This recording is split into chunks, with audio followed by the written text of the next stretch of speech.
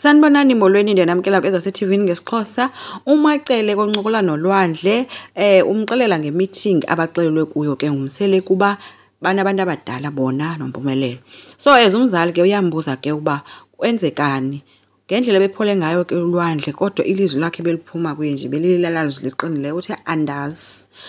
Ibingavakala ngathi uhlaza. So umbuze uba uzakwenza into ongayaziyo. Ulwandle uthe ezinye izinto uzifunda ngendlela ma. Xa ebuza ke again unini uzakwenza into ongayaziyo na uthe xa kunyanzelekile. Uthe ke ulwandle ayikho into azoyitsho kungcono kuthethe yena agqibe ndimamele nje lento ayitshoyo umuntu ndibe sendizithulela ndizihambela. UMacele uthe uyabona lwandle apha emhlabeni minintsi imimoya and iyachekwa imimoya uba nguphi awuvele wamkele noba nguphi umoya nasazicaweni kunjalo ayifani imimoya. So ulwandle uvele wathi nje so manje uthini? Ndithi upholile kodwa ilizwi lwakhe alikhupha linye and liyagahla akathethi nje into nje ethuleyo.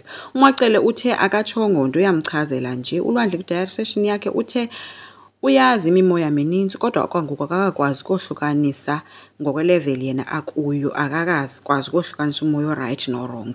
Uthe ke kunina akho ngxaki vele sifike apha emhlabeni zikhona ingxaki. And if nam ndizisa zona masikhale. So wabuza kuba ke ngoku nina senamkele nawo senikwamkela umsebenzi wathi yebo ma.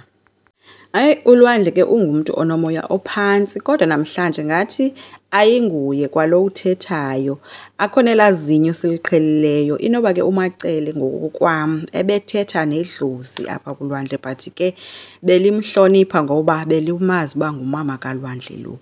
Abantu ke bathi idlozi likalwandle lidlozi eligolozayo. Bathi ke uSne yena ungenwe lidlozi lobufebe ebengekalunge kweli ngoba ebezohla enyuka nalo abancede nini ke ngoku abantu. Kuthiwa ke idlozi nalo liyakwazi ukwenza upaquze uhle unyuka alimfuni umuntu ongazulihoya. So we uSne ngulo simaziyo kuba uyayitshukutya ke.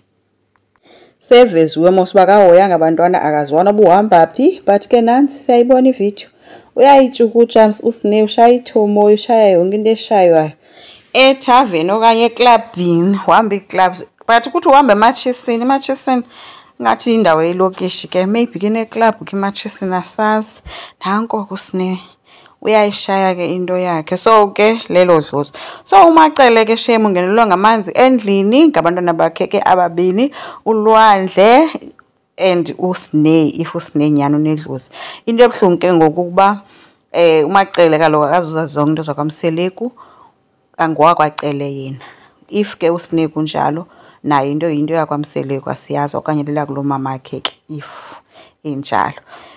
Enye into ke kungenzeka into yoba uMacele uzama shame ukuprotecta umntanakhe kwinto ayaziyo yenziwa ngumyeni wakhe but ke uMseleku kaloku kufuneka eshiye ilifa lakhe koonyana bakhe indlalifa yakhe ngubani ke ngulwandle. Enkosi ngicela siqhubeke subscribe silike singakhomenta futhi bye.